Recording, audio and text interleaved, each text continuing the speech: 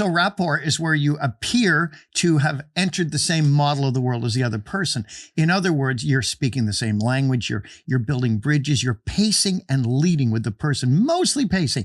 Pacing means you're creating this link with them, a communication link. And look at the most obvious level. Let's say someone's talking to you and they're leaning in like this, and you're like this.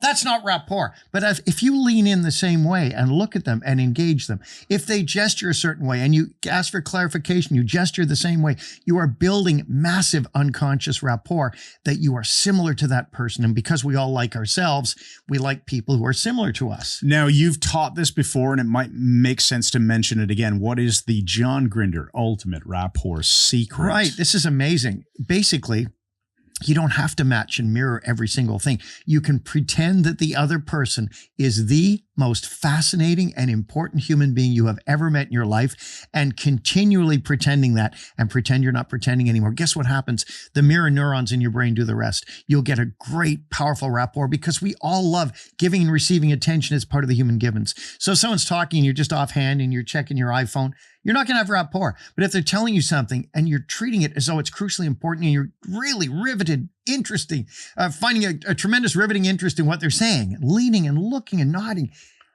they will feel that and you'll be in rapport with them. Short story. You taught this. Yeah. And then very shortly after, we happened to be one year, we were at Hypnothoughts Live in Las Vegas. Okay. And in a hallway conversation, I started talking to a young woman who I felt earlier like I had nothing in common with.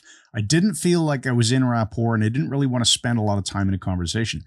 She started talking to me, and I did what you said.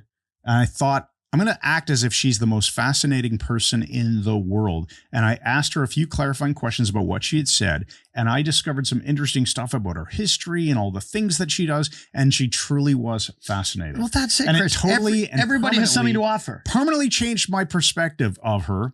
And now I feel like I am in rapport. That's great. Now, how long did that take is the question. Like it literally took an instant just to take the attitude shift. Right. And then the remainder then the just results to start listen. to come out of the conversation. It was such good advice. It works. It's like when you say something about let's say installing a resource tapping on the 9 gamut. Right. Right. Yep. Is that what we call it? Triple warmer. Triple warmer. Yep. If you're tapping on the triple warmer and you're saying something, you must say it as though you believe it. That was a very just side point here.